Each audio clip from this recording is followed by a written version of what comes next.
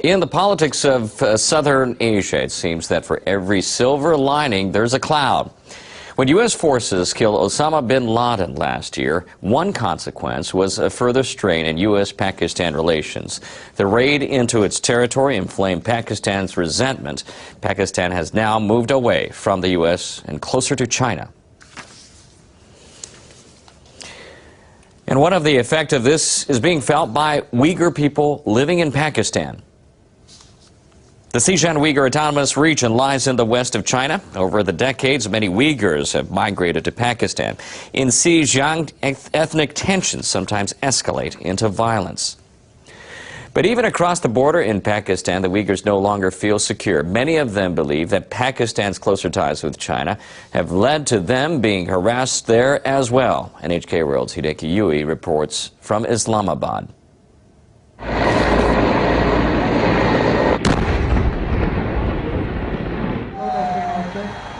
China and Pakistan conduct a joint military drill in Pakistan. One exercise involved attacking a supposed terrorist organization hiding in the mountains.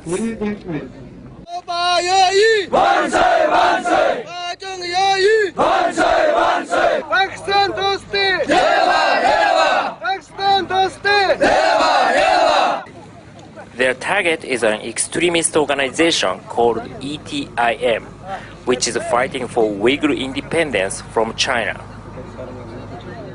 Those elements of ETIM who are operating in the border areas of Pakistan and Afghanistan.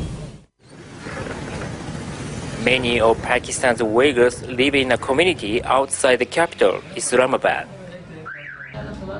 Umar Khan runs a jewelry shop. He thinks Chinese authorities are watching them with the Pakistani government.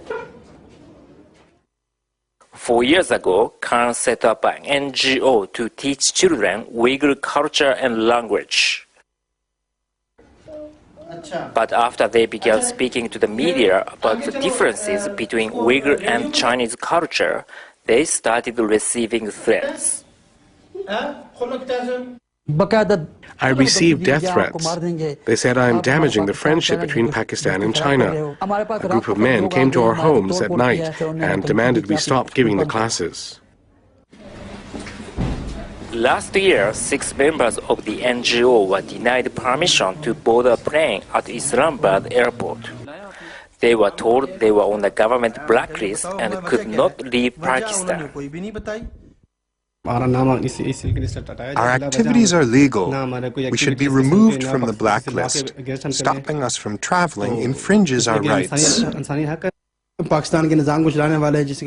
Pakistani government says our activities are legal, but demands us to stop because the Chinese government opposes our cause. Khan launched a legal appeal, but it was rejected in February. The court said state security authorities concluded they were involved in anti-state activities and likely to flee to the United States in near future.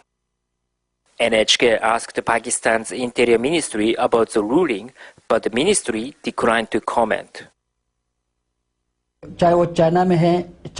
It's a great disappointment. We have nothing to do with China or terrorist organizations. We just want to protect Uyghur culture and language. Few people would deny that it's good when countries get on with their neighbors. But for the Uyghurs of Pakistan, friendship with China is one reason for caution. Hideki Yui, NHK World, Islamabad. Hideki Yui joins us from Islamabad.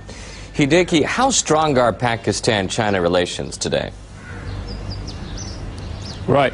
Pakistan's military dominates the country's politics.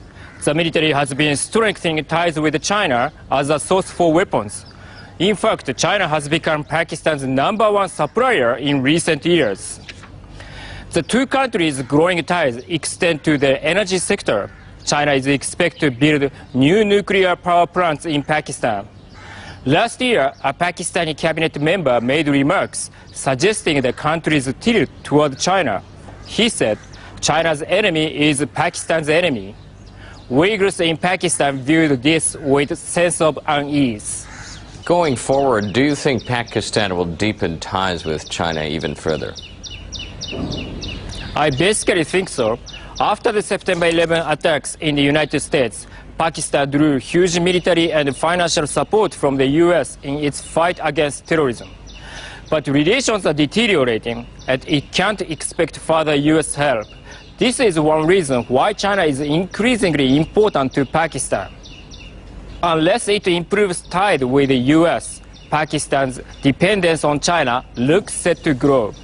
All right, thank you, Hideki. NHK World's Hideki Yui.